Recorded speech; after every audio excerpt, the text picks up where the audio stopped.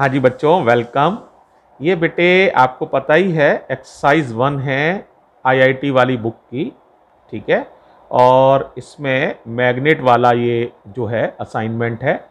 और इसमें बेटे जो बच्चों ने सवाल पूछे हैं, जो डाउट्स पूछे हैं, वो हैं 22, 26, 29, 30, 31, 34, 35 और 37।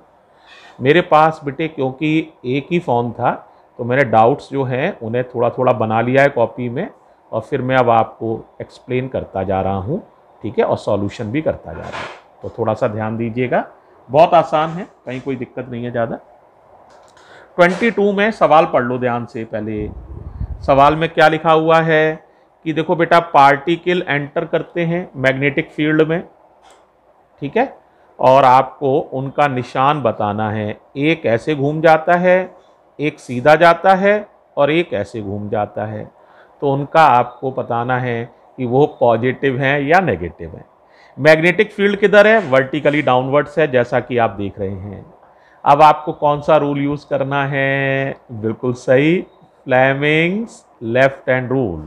तो देखो ये है फ्लेमिंग्स लेफ्ट हैंड रूल बेटे। इसमें आपको पता है ये करंट है और ये क्या है बच्चों? ये है आपका मैग्नेटिक फील्ड, ये फोर्स है, ठीक है।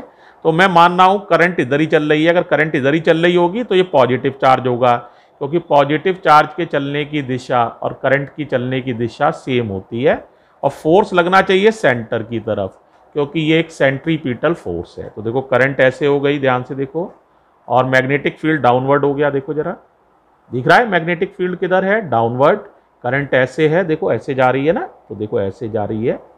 मैग्नेटिक फील्ड डाउनवर्ड है, करंट ऐसे है, देखो केयरफुली देखो।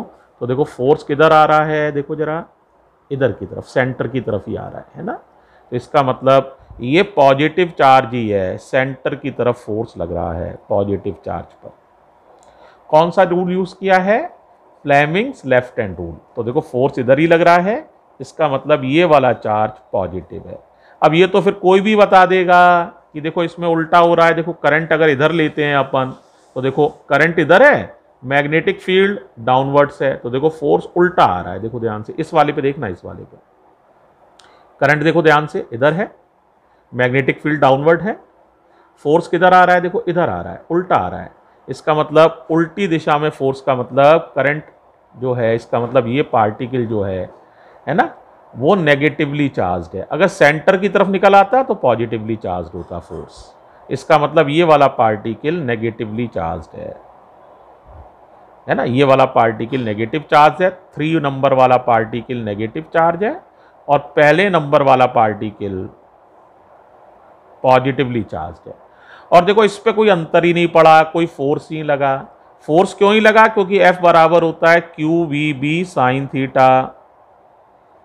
इस पर चार्ज ही नहीं है, इसीलिए फोर्स भी 0 है। तो इसका मतलब इस पर कोई चार्ज नहीं है ना, तो इस पर चार्ज 0 है। तो आसानी से आपको समझ में आ गया होगा, ठीक है। अब देखो 22 होने के बाद एक सवाल और ले रहे हैं, 26। केयरफुली देखिएगा, 26 देखो, मैं 26 दिखा रहा हूं। देखो बेटे, इसमें ना डायग्राम में एक छोटी सी मिस्टेक है। सारी करंट एक ही डायरेक्शन में दिखा दी गई है बुक वाले डायग्राम में, लेकिन लैंग्वेज पढ़ोगे तो करंट अपोजिट है। एक करंट ऊपर जा रही है तो एक नीचे जा रही है। ये डिस्टेंस A है, ये एंगल 30 डिग्री है। तो एक वायर से तुम्हें पता है मैग्नेटिक फील्ड एक वायर का क्या होता है, बताओ जरा। एक वायर का मैग्नेटिक फील्ड होता है μ0/4 पाई I/r। r माने परपेंडिकुलर डिस्टेंस, ये डिस्टेंस r है, ये वाली जिसको मैंने डार्क कर दिया है, और साइन φ1 और प्लस साइन φ2। अब तुम लोग को जरा सोचना है कितना कितना लिखोगे। देखो μ0/4 पाई तो ऐसे ही आ जाएगा, I भी ऐसे ही आ जाएगा। अब ये परपेंडिकुलर डिस्टेंस देखो, ये r है, ये वाली ये r है। कैसे निकालोगे? a का इधर कंपोनेंट ले लोगे, ये वाली डिस्टेंस a है, तो a का इधर कंपोनेंट लोगे तो a cos 30 आ जाएगा। तो r की वैल्यू a cos 30 हो गई। साइन, ये एंगल भी 30 है, ये एंगल भी 30 है, तो साइन φ1 की जगह भी 30 और साइन φ2 की जगह भी 30। साइन 30 और साइन 30 1 हो जाएगा। cos 30 रूट 3/2 है, 2 ऊपर चला जाएगा, तो आसानी से समझ सकते हो ये हो जाएगा म्यू नॉट अपॉन 4 पाई आई अपॉन ए, और cos 30 की वैल्यू रूट 3 और बाई वाला 2 ऊपर, ये B1 आ जाएगा। कर लोगे? अब इसकी डायरेक्शन और देख लो, डायरेक्शन किधर आएगी, इधर करंट जा रही है, ये ऑब्जर्वेशन पॉइंट है ये वाला, तो करंट इधर जा रही है, इस वाले में देखो करंट इधर जा रही है, ऑब्जर्वेशन पॉइंट ये है, तो देखो किधर आएगी, अपवर्ड्स, तो ये डायरेक्शन आएगी बेटे अपवर्ड्स, माने इधर की तरफ, ऊपर की तरफ, है ना, या जेड एक्सिस की तरफ समझ सकते हो, जेड एक्सिस की तरफ, तो ये आएगा के कैप यानी जेड एक्सिस की तरफ। समझ आ गया?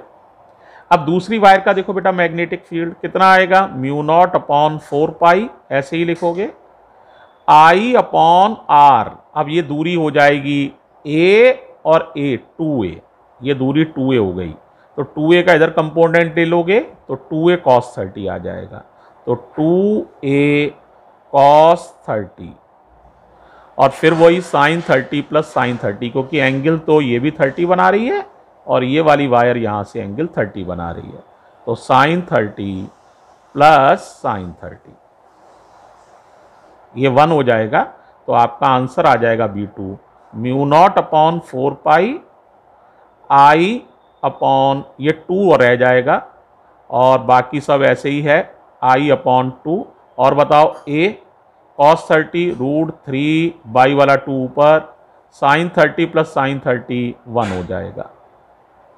अब इसकी डायरेक्शन देखो बेटा, करंट नीचे जा रही है, इस वाले वायर में देखना ऑब्जर्वेशन पॉइंट ये है, तो मैग्नेटिक फील्ड आएगा नीचे की तरफ, तो ये आएगा नीचे की तरफ, यानी नेगेटिव जेड एक्सिस। अब कुल मैग्नेटिक फील्ड ऐसे ही वायर है बेटा, एक का प्लस एक का माइनस है ना, ऐसे ही आता जाएगा, तो डिस्टेंस बढ़ती जाएगी, पहले में डिस्टेंस a है, फिर 2a है, फिर 3a है, तो देखो जब a है तो नीचे 1 आएगा, जब 2a है तो नीचे 2 आएगा, जब 3 हो जाएगा तो नीचे 3 आएगा, तो कुल मैग्नेटिक फील्ड हो जाएगा B1 प्लस का आएगा, B2 माइनस का, क्योंकि डायरेक्शन अपोजिट है इस वजह से घटाना पड़ रहा है, B3 फिर प्लस का आएगा, B4 माइनस का आएगा, B5 प्लस का आएगा, एंड सो ऑन, इसी तरह से हमें आंसर मिलेंगे। अब बताओ क्या कॉमन आ जाएगा, बताओ भाई, कॉमन आ जाएगा आपका म्यू नॉट अपॉन 4 पाई, ये कॉमन है, और क्या कॉमन है बताओ बेटा, है, और कॉमन आ जाएगा 2i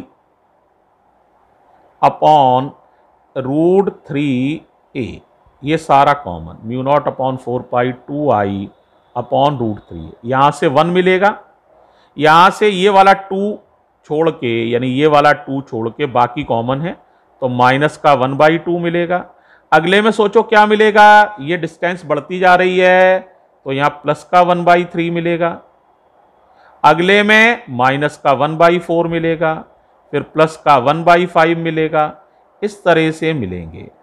अब ये जो चीज होती है ना, मैथ्स में तुम लोगों ने पढ़ा हुआ है, ये log 2 की वैल्यू होती है, ln2 कहते हैं इसे, log 2, तो ये वैल्यू है हमारी ln2 log 2, और ये 2 और है आगे देखो, तो क्या हो जाएगा म्यू नॉट अपॉन 4 पाई 2i रूट 3a और ln2, ये 2 जो है 2 log 2 है, तो 2 को अंदर भी ले जा सकते हैं, अंदर ले जाओगे 2 log 2 को, तो 2 की पावर 2 हो जाएगी, तो 2 का स्क्वायर 4, तो 2 log 2 को हम 2 log 2, इसको हम ln4 भी लिख सकते हैं, क्योंकि वास्तव में 2 log 2 का मतलब है ln2, और ये जो है ना स्क्वायर है ऐसे, तो 2 का स्क्वायर 4, ठीक है, इस तरह से ये आंसर आ जाएगा।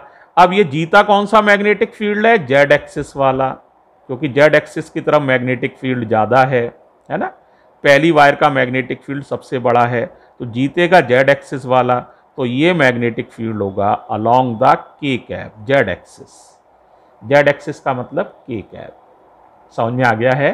तो देखो ये मैग्नेटिक फील्ड प्लस का है, ये प्लस जेड एक्सिस की तरफ है, ये नेगेटिव जेड एक्सिस की तरफ है तो ये माइनस का है, ये फिर प्लस जेड एक्सिस की तरफ है तो प्लस का है।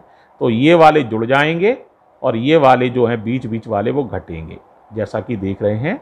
और क्योंकि सबसे ज़्यादा इसमें ताकतवर मैग्नेटिक फील्ड जो है ये B1 B3 मिलकर ज़्यादा हैं, तो उन्हीं की डायरेक्शन काम करेगी k कैप। और ये समझिए 2ln2 का मतलब log 2 का स्क्वायर है और 2 का स्क्वायर 4 होता है। क्लियर हो गया। डायग्राम में एक सुधार कर लेना, सारी करंट एक ही दिशा में दिखाई गई हैं तो उन्हें अपोजिट दिखाना, एक इधर एक नीचे, एक ऊपर एक नीचे, तो तुम्हें और क्लियरली समझ में आ जाएगा। ठीक है। अब देखो बेटा एक और समझो जरा। देखो ये सवाल है 29 वाला है। दो वायर्स हैं आपस में परपेंडिकुलर हैं, है ना। अब आपको पूछा गया किन पॉइंट्स पर मैग्नेटिक फील्ड 0 होगा, उनका लोकस बताओ। तो पॉइंट 4 स्थितियों में हो सकते हैं, या तो यहां होंगे, इधर कहीं पर भी पॉइंट्स होंगे, या इधर होंगे बेटा, या इधर होंगे, या इधर होंगे। तो पहले आप देखो P1 के लिए देख रहे हैं, पहले सेकंड वायर का मैग्नेटिक फील्ड देखना P1 के लिए, है ना। तो देखो करंट इधर जा रही है, पॉइंट P1 पर है, तो मैग्नेटिक फील्ड होगा ऊपर की तरफ। तो B2 होगा, किधर होगा भाई, बोलो, ऊपर की तरफ। अब B1 देखो जरा, करंट किधर जा रही है, ध्यान से देखो, देखो दिख रहा है, करंट जा रही है इधर, ये पॉइंट है, दिख रहा है। तो मैग्नेटिक फील्ड होगा नीचे की तरफ, तो अपोजिट डायरेक्शन में है। तो देखो बेटा अपोजिट डायरेक्शन में है तो ये आपके कट सकते हैं, कटेंगे तो इधर मैग्नेटिक फील्ड 0 आएगा, है ना। इस पॉइंट पर, इस पॉइंट पर, इस पॉइंट पर, तो इस लाइन पर मैग्नेटिक फील्ड 0 आ सकता है ना। अब यहां देखते हैं P2 की तरफ, देखो करंट तो यही है, आप देख ही रहे हैं, ये भी करंट ऐसे चल के ऊपर जा रही है। अब देखो जरा इसकी वजह से P2 पर देख रहे हैं ना, फिर दोबारा देखो, तो देखो P2 को फोकस में ला रहे हैं। देखो ये करंट है, ये मैग्नेटिक फील्ड है नीचे की तरफ, है ना, नीचे की तरफ, इस वायर की वजह से नीचे की तरफ, राइट। तो ये आ गया B2 आ गया नीचे की तरफ। अब B1 देखना है, तो देखो ध्यान से, ये आपकी करंट है, देखो ये करंट है और ये ऑब्जर्वेशन पॉइंट है, देखो किधर आ रहा है, ये करंट है, ये ऑब्जर्वेशन पॉइंट है, किधर आ रहा है, ऊपर की तरफ। तो B1 आ रहा है ऊपर की तरफ। फिर बेटा देखो ये अपोजिट है, तो ऐसे पॉइंट लेते जाओगे तो यहां पर भी मैग्नेटिक फील्ड कट जाएंगे। तो इस लाइन पर देखो ये जो इंटरसेक्शन से गुजर रही है, यहां पर मैग्नेटिक फील्ड क्या मिलेगा, 0। अब यहां देखो, यहां कटेंगे नहीं बल्कि जुड़ जाएंगे, P3 पर भी P4 पर भी। देखो जरा पहले इस वायर का देखो, P3 पर ये करंट है, ये P3 है, किधर आ रहा है, ऊपर की तरफ। तो B2 आ रहा है ऊपर की तरफ।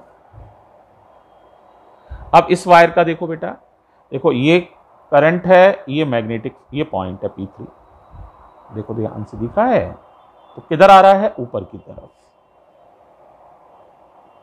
तो यहां पर आंसर 0 नहीं होगा, यहां पर भी इसी तरह से 0 नहीं होगा, तो इस लाइन पर सिर्फ आंसर 0 होगा, है ना। इस लाइन पर आप पॉइंट लेते जाएंगे अलग अलग, तो उन सब पर मैग्नेटिक फील्ड 0 आ जाएगा। तो पूछ रहा है इन पॉइंट्स का लोकस बताओ। तो आप देखो लोकस यानी इनका रास्ता, इनको मिलाने वाली जो लाइन है वो ये है। इसका मतलब हो जाएगा हमारा answer, straight line passing through the point of intersection of the conductors. ये दोनों कंडक्टर्स जहां इंटरसेक्ट कर रहे हैं वहां से गुजरने वाली स्ट्रेट लाइन पर हर पॉइंट पर मैग्नेटिक फील्ड 0 होगा। उम्मीद है आपको समझ में आ गया होगा। इसमें हमने कौन सा रूल यूज़ किया है मैग्नेटिक फील्ड की डायरेक्शन निकालने के लिए? जो रूल यूज़ किया है उसका नाम है राइट हैंड पाम रूल। तो इस रूल से हमने ये डायरेक्शंस को निकाला है। ओके, तो बच्चों ये भी क्लियर हो गया होगा। एक सवाल और ले रहे हैं, पेज बदल रहा हूं मैं। देखो बेटे, जो आपने पूछे उनमें से ये है 30। तो देखो बच्चों एक बार सवाल पढ़ लो। उसमें 3 वायर्स हैं। एक वायर में करंट एक्स एक्सिस की तरफ चल रही है, एक वायर में करंट जो है वाई एक्सिस की तरफ चल रही है, और एक वायर में करंट जेड एक्सिस की तरफ चल रही है। लिखा हुआ है current is flowing through in x y and z direction. Point के कोऑर्डिनेट हैं 0 0 -a। -a समझ सकते हो, पॉइंट जो है नेगेटिव जेड एक्सिस पर है, यानी अंदर जाकर a गहराई पर है पॉइंट, है ना, अंदर जाकर वर्टिकली डाउनवर्ड्स जाकर a गहराई पर पॉइंट है, राइट, इस तरह की बात है। तो देखो बेटा, जेड एक्सिस वाला मैग्नेटिक फील्ड, क्योंकि पॉइंट जेड एक्सिस पर लाई कर रहा है, तो जेड एक्सिस वाला मैग्नेटिक फील्ड तो 0 हो जाएगा। समझ आ गई बात। अब एक्स एक्सिस वाले को देखते हैं, तो ये मैग्नेटिक फील्ड होगा μ0/4π 2I अपॉन डिस्टेंस। तो एक्स एक्सिस से जो पॉइंट है a गहराई पर है, तो डिस्टेंस हो गई a। डायरेक्शन अभी मैं निकाल रहा हूं, लेकिन वैल्यू इतनी होगी। by ये भी होगा μ0/4π और 2I upon distance, y axis से भी पॉइंट a गहराई पर है, तो y एक्सिस से उसकी परपेंडिकुलर डिस्टेंस a है, तो a आ जाएगा। यहां तक भी क्लियर हो गया होगा। अब इनकी डायरेक्शंस देखो, पहले एक्स एक्सिस वाले की देखना, करंट तो इधर जा रही है और पॉइंट अंदर है। अंदर अंदर क्या मतलब, मुझे उंगलियों को नीचे की तरफ करना पड़ेगा। तो देखो जरा, करंट तो इधर जा रही है, देखो इधर, देखो एक्स एक्सिस पर इधर ही जा रही है, और पॉइंट अंदर है गहराई पर अंदर।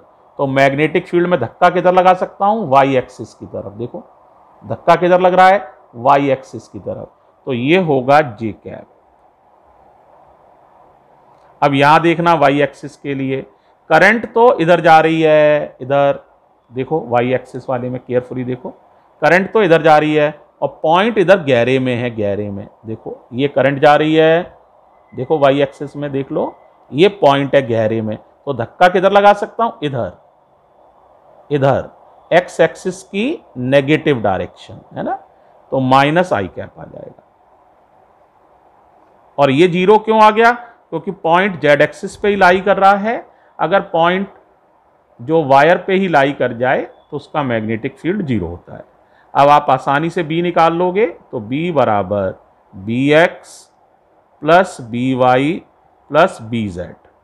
BZ तो 0 है, तो ये हिस्सा कॉमन आ जाएगा। देखो ये तो कॉमन हो गया बेटा, तो आ जाएगा μ0/4π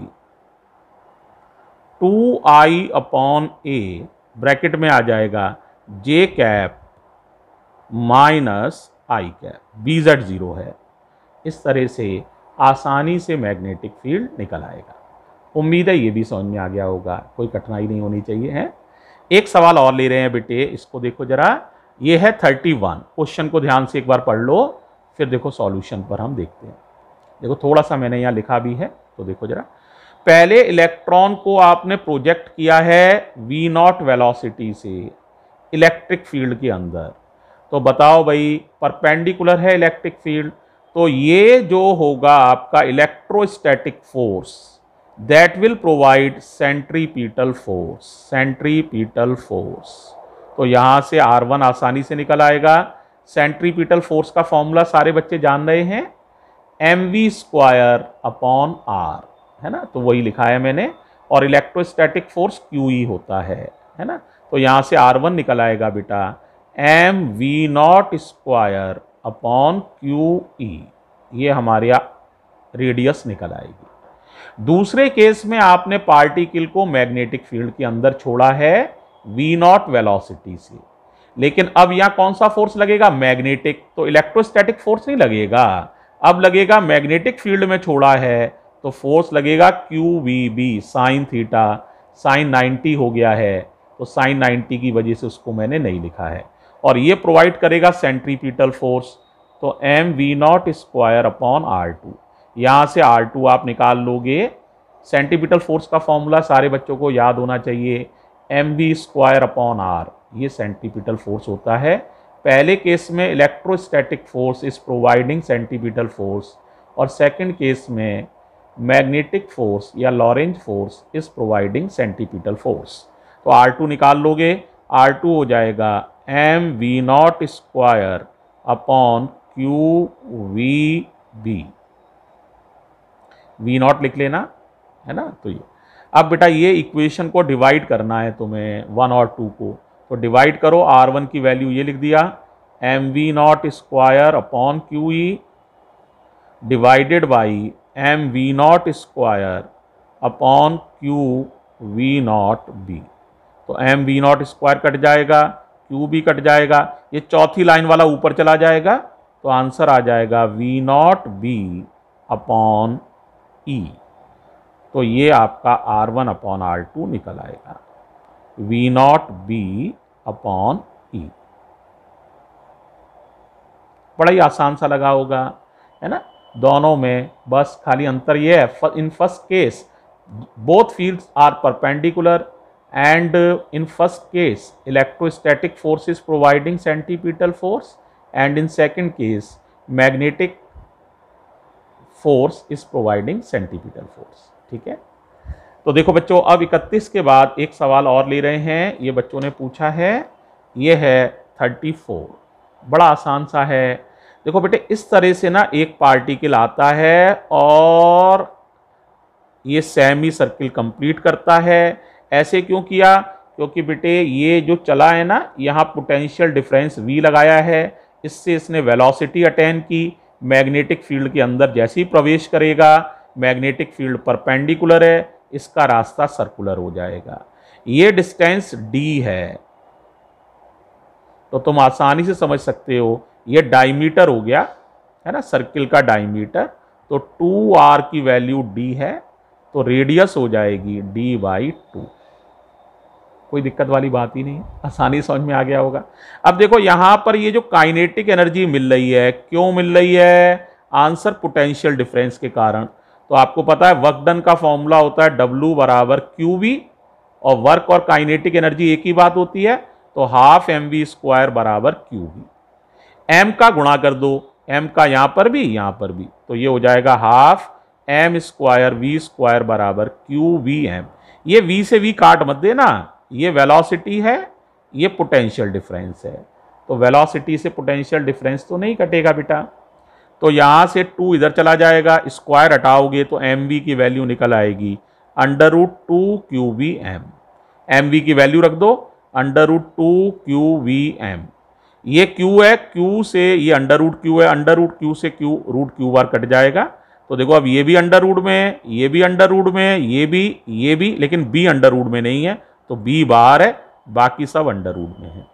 रेडियस निकल आई हमारी, और r की वैल्यू तुम्हें पता ही है D/2 थी, तो r की वैल्यू D/2 लगा दी। अब यहां से m निकालना है, तो वो तो कोई भी निकाल लेगा, खाली स्क्वायरिंग ही तो करनी है। तो करोगे तो आएगा D²/4 1/b स्क्वायर, इसका स्क्वायर करोगे तो 2mv/q। तो यहां से m कैलकुलेट कर लोगे आसानी से, तो ये मल्टीप्लाई में चला जाएगा, देखो है ना, कितना आ जाएगा, q b स्क्वायर और d स्क्वायर, और ये जो है बेटा नीचे उतर आएगा, तो 2v तो ये है और 4 ये है, तो 4 2 जा 8v नीचे आ जाएगा, 8v। तो ये हमारा मास इस तरह से कैलकुलेट हो जाएगा। बड़ा आसान है, कोई तुम्हें दिक्कत नहीं लगी होगी। खाली हाफ mv स्क्वायर बराबर QV करना है, ताकि हम इसको पोटेंशियल डिफरेंस के टर्म्स में लिख सकें इस क्वांटिटी को। तो इसको हमने आसानी से PD के टर्म्स में लिख लिया, बस फिर तो कुछ नहीं है, R की वैल्यू D/2 डाल दो और m कैलकुलेट कर लो। याद रखो, वर्क और चेंज इन काइनेटिक एनर्जी एक ही बात होती है। तो वर्क डन किया गया है W बराबर QV, इसी से काइनेटिक एनर्जी में चेंज हुआ है हाफ mv स्क्वायर।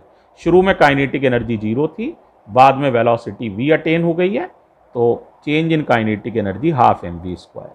ये 11th में पढ़ी भी होगी, इसे वर्क एनर्जी थ्योरम कहा जाता है, यानी work done equals to change in kinetic energy. Okay बेटा, अब अगली बात समझो जरा, एक सवाल और ले रहे हैं 35। ठीक है, जरा देखो इसे। देखो बेटे, इस तरह से एक मास है, ये नीचे आ रहा है, और फिर आपने एक मैग्नेटिक फील्ड स्विच किया है। मैग्नेटिक फील्ड आप देखोगे इस तरह से बुक में लिखा हुआ है। तो जैसे ही इस पे चार्ज भी है, जब ये चीज़ चलेगी नीचे की तरफ ही फिसलेगी ऐसे करके, तो इस पर आपको पता है ये करंट हो गया, ये मैग्नेटिक फील्ड हो गया, तो इस पर एक फोर्स लगेगा। देखो किधर लगेगा, ये तो करंट हो गया नीचे की तरफ, मैग्नेटिक फील्ड ऊपर की तरफ है। थोड़ा देखना, मैं एक बार थोड़ा कॉपी को चेंज करके दिखाने की कोशिश करता हूँ। तो देखो दिख रहा है डायग्राम, ये करंट हो गया, देखो ये करंट है, देखो ऐसे क्योंकि चार्ज का चलना ही करंट होता है। ये ऐसे फिसल रहा है तो करंट इसी दिशा में मान लिया गया है, तो ये करंट है, ये मैग्नेटिक फील्ड है। तो फोर्स किधर लगेगा, देखो जरा, दिखा क्या है ना, यानी इस लाइन के परपेंडिकुलर, यानी ऐसे लगेगा ये वाला फोर्स, जैसे नॉर्मल रिएक्शन लगती है। राइट है, ओके है, देखो जरा ध्यान से, ओके है। तो देखो बेटा इस तरह से इस पे लगेगा फोर्स, ध्यान दे लेना थोड़ा सा।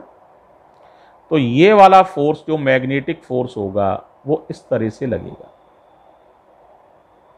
ओके, क्लियर है, इस चार्ज पर फोर्स इस तरह से लगेगा। कितना लगेगा, QVB, कितना लगेगा, QVB, समझ में आ गया होगा। और साइन 90 डिग्री है, आप देख ही रहे हैं, तो QVB साइन 90। अब देखो बेटे इस पे ये तो फोर्स हो ही गया, QVB साइन 91 हो गया। अब इस पे लगने वाले फोर्स तुमने 11th में खूब पढ़े थे।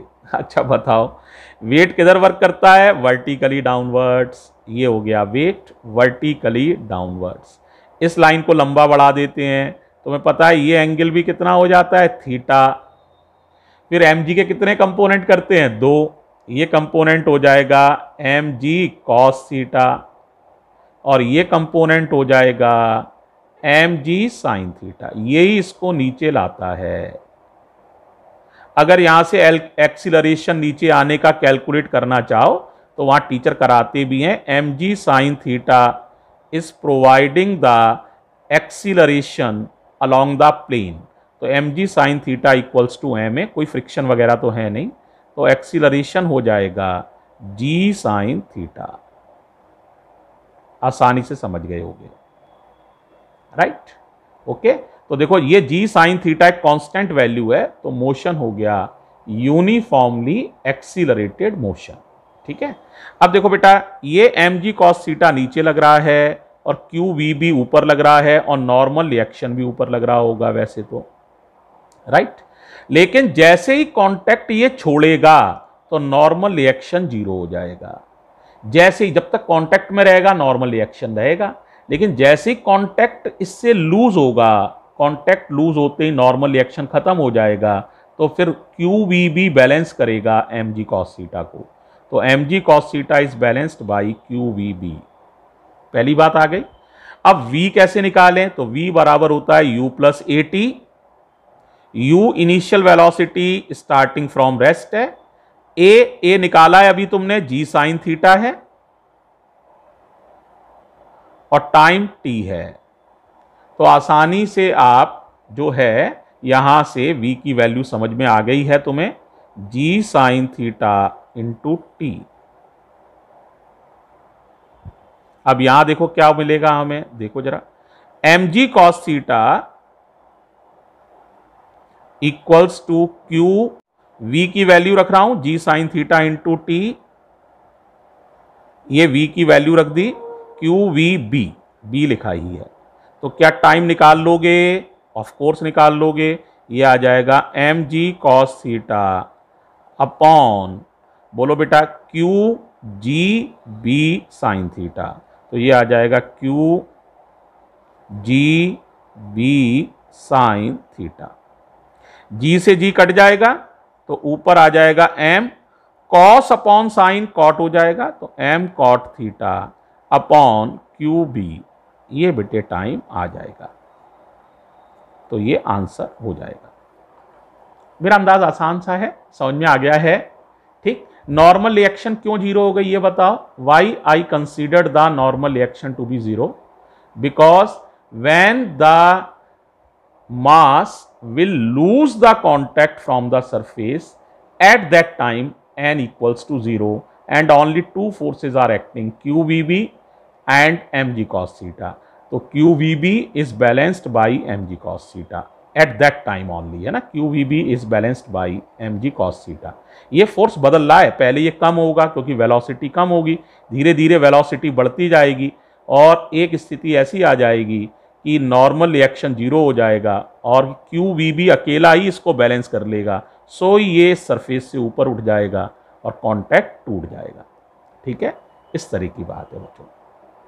ये समझ में आ गया, mg sine theta equals to m है, तो एक्सीलरेशन निकाल लोगे। मोशन कौन सा है? यूनिफॉर्मली एक्सीलरेटेड मोशन, इसीलिए v बराबर u plus A T use किया है। उम्मीद है समझ में आ गया होगा।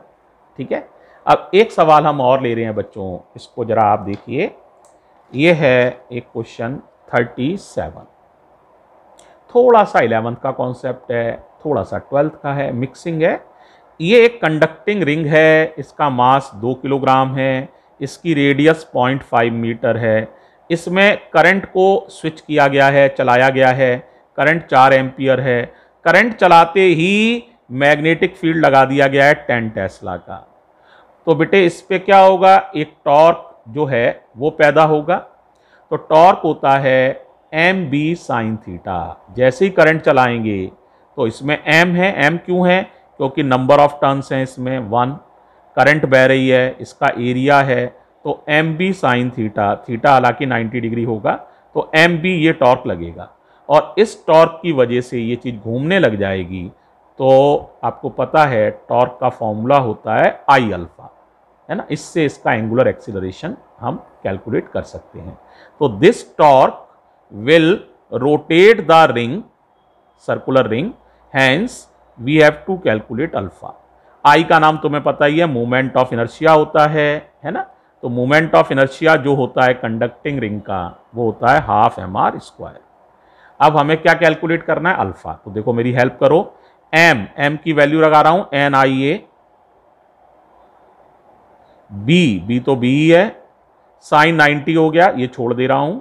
आई की वैल्यू लगा रहा हूं, कितनी होती है? हाफ एम आर स्क्वायर, और अल्फा तो अल्फा है ही।